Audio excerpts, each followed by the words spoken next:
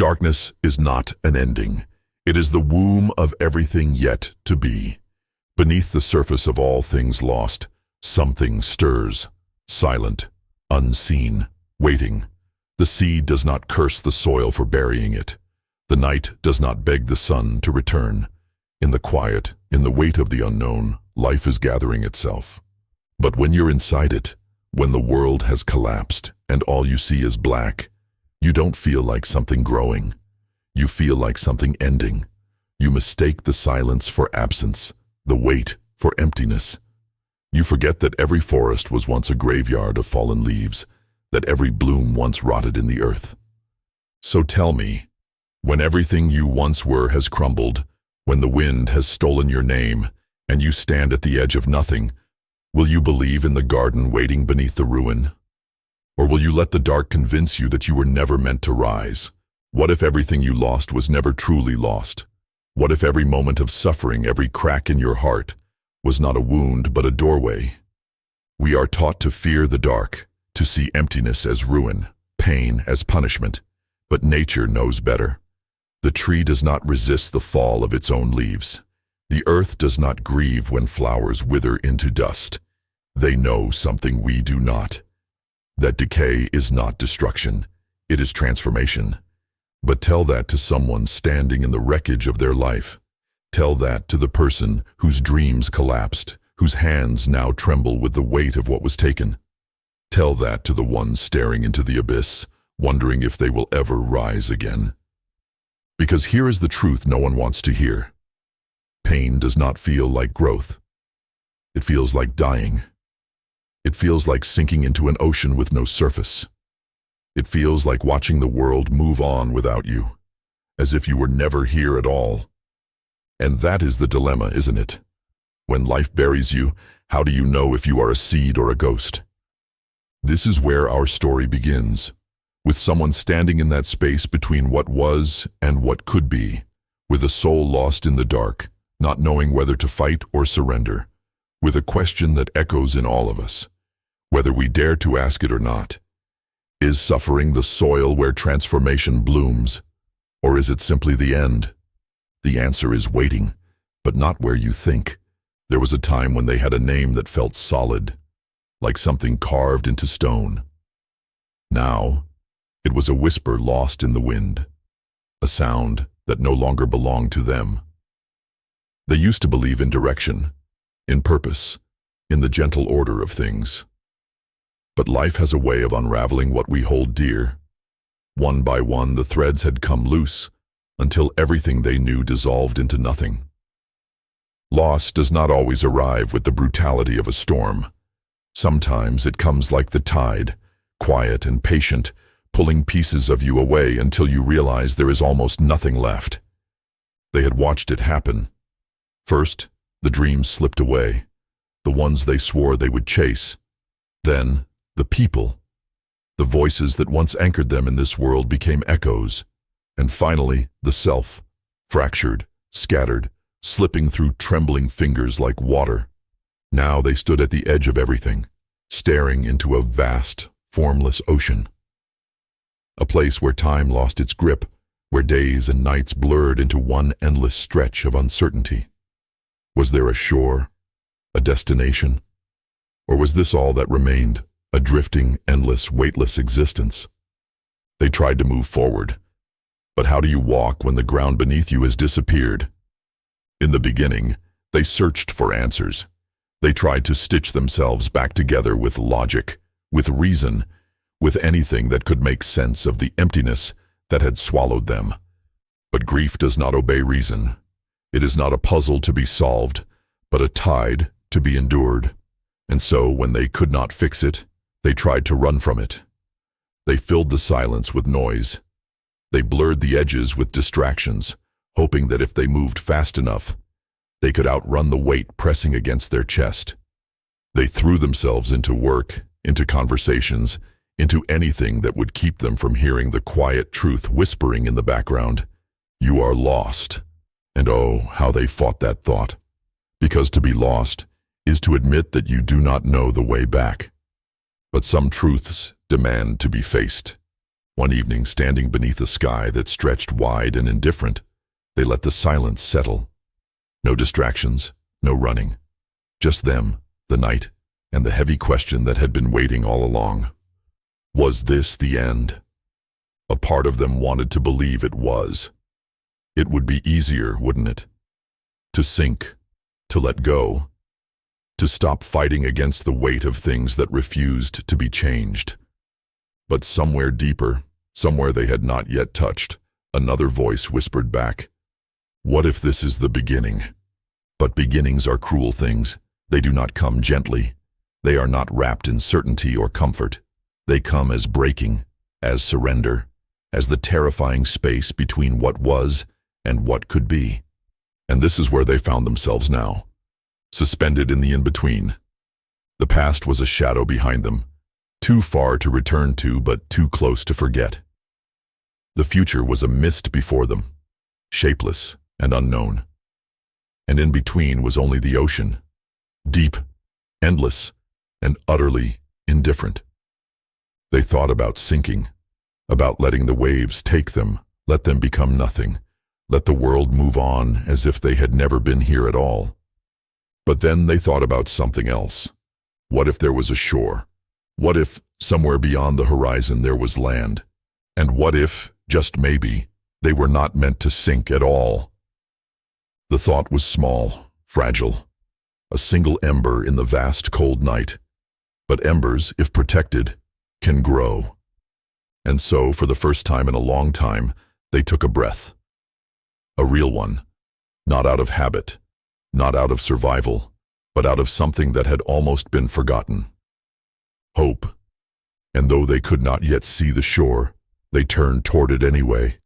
The first steps were the hardest.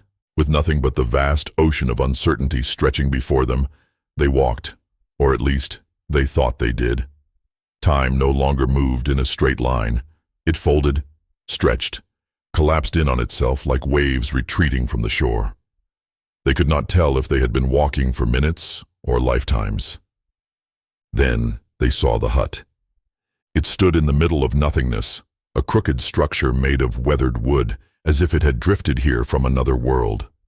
Smoke curled from a chimney, twisting into shapes that dissolved into the air. A voice greeted them from within. "You took longer than I expected." The voice belonged to an old man, his eyes covered with a cloth that seemed woven from starlight. He sat before a table of objects, bones, feathers, stones, and a cracked mirror that reflected nothing. "You seek something." The blind seer tilted his head. "Or perhaps, you seek to escape something." They hesitated. Did they have an answer? "Sit." The seer gestured toward the mirror. "Look." They did. At first, they saw nothing. Then, shadows began to take shape, versions of themselves, flickering in and out of existence. A child clutching broken dreams. A wanderer weighed down by loss. A face they barely recognized. "Tell me," the seer asked, "which one is truly you?" The answer stuck in their throat. "That is the problem, isn't it?" The seer's sightless gaze pierced through them. "You hold on to ghosts. You wear their names, their wounds, their regrets, but none of them are you. Not anymore." The mirror cracked, and all the reflections shattered. "If you wish to move forward, let them go." They wanted to protest. Those ghosts were all they had left. But as they turned to speak, the hut dissolved, the seer vanished, and they were alone once more, standing at the edge of something new. The path twisted. Mountains rose where there were none before. The sky flickered, shifting between day and night. Then came the whisper. Soft at first, then louder. It spoke not in words, but in knowing. It curled around them like an unseen presence, filling the spaces where loneliness once resided. "Do you know why the wind never stays in one place?" They did not answer. Because it does not belong to the past. It does not cling. It does not mourn what has passed. They felt the weight of those words, the weight of everything they had carried, the regrets, the losses, the faces they could not bear to forget. You have carried them long enough. The wind surged, pressing against them like hands pushing them forward. Let go. And for the first time, they did. The weight did not leave all at once, but in that moment, something shifted. The past loosened its grip, and as it did, they felt something unfamiliar, the lightness of possibility. At the end of the path, they found a sky filled with falling stars. One of them still burned, barely, a flickering ember in the vast dark. It pulsed, struggling to hold on. You see me? The star's voice trembled. I was once brighter. What happened? They asked. Time, the star said. Change. I have given everything I am, and now I fade. They felt the ache in those words. It was the ache of things ending, of stories closing, of knowing you will never be what you once were. Then what comes next? They asked. The star was silent for a long time. That is the question, isn't it? The flickering grew weaker. The end was near. But as the star's light dimmed, something unexpected happened. A spark, a small explosion, and then new stars, born from the collapse. The dying star did not vanish. It became something else, something new. Do you understand now? They did. And as they turned away, they no longer feared the darkness ahead, because now they knew.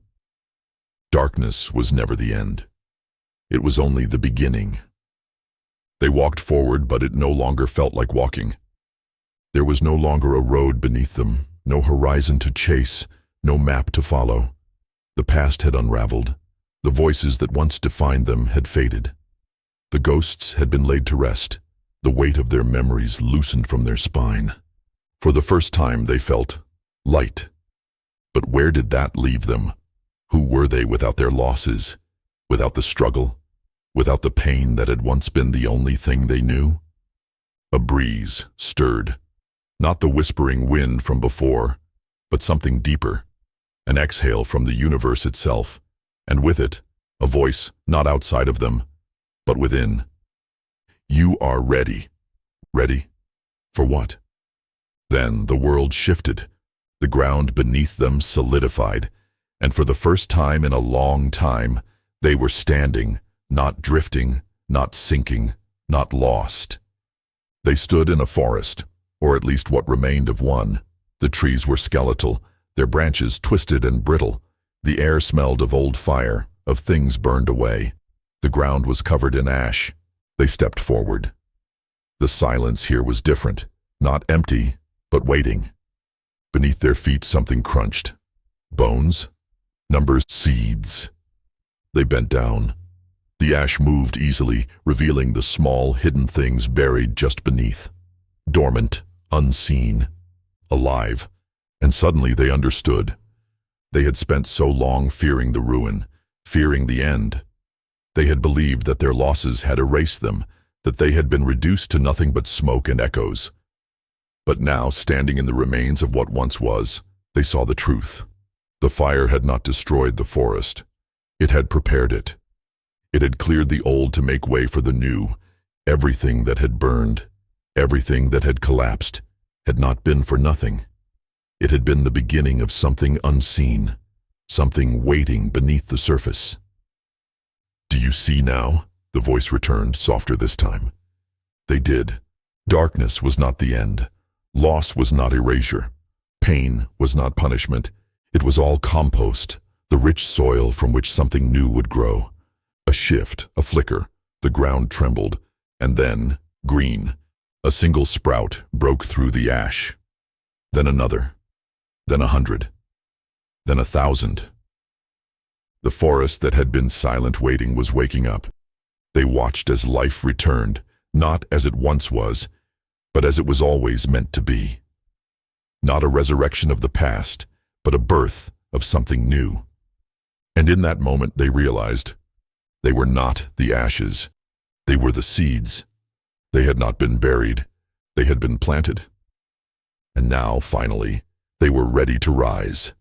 They stood at the edge of something vast, not an ending, not an abyss, not the formless void they had once feared. A garden. It stretched beyond sight, an expanse of color, of movement, of life. Petals unfolded like whispered secrets. Vines reached upward as if grasping for the stars. The air shimmered with something more than light. Possibility, perhaps. And the most astonishing thing? It had all grown from what was once ruin. They walked among the wildflowers, their fingertips grazing leaves that had once been nothing more than seeds buried beneath the weight of loss. The trees, tall and strong, had roots deep in the darkness they had once feared. The path beneath their feet had been carved from the ashes of all they had let go. But the garden was not just made of them. It was made of everything. Every ending, every heartbreak, every shattered piece of the self they thought was gone forever. Every loss had not erased them. It had expanded them, made space for something greater than they ever imagined. They knelt, touching the earth. It pulsed, alive, breathing, a quiet rhythm in tune with their own heartbeat. The universe had never abandoned them. It had simply been waiting, waiting for them to stop looking for the past, waiting for them to trust in what could be, waiting for them to see what had been growing all along. And now, at last, they did. They stood, their gaze lifting to the sky where stars burned with the same fire that had once seemed so cruel. But now they understood. Things do not burn to end. They burn to begin again. And just like that, they stepped forward, not into the unknown, but into becoming. Look around you. Every loss, every failure, every moment where you felt like you were breaking, what if none of it was wasted? What if the darkness wasn't your undoing, but your beginning? There are seeds beneath your feet, waiting for their time, a garden you cannot yet see, but it is there, growing in silence, gathering strength. So do not fear the endings, do not mourn the fire, because one day when the season is right, you will stand among what has grown from your pain, and you will know you were never buried, you were always meant to bloom.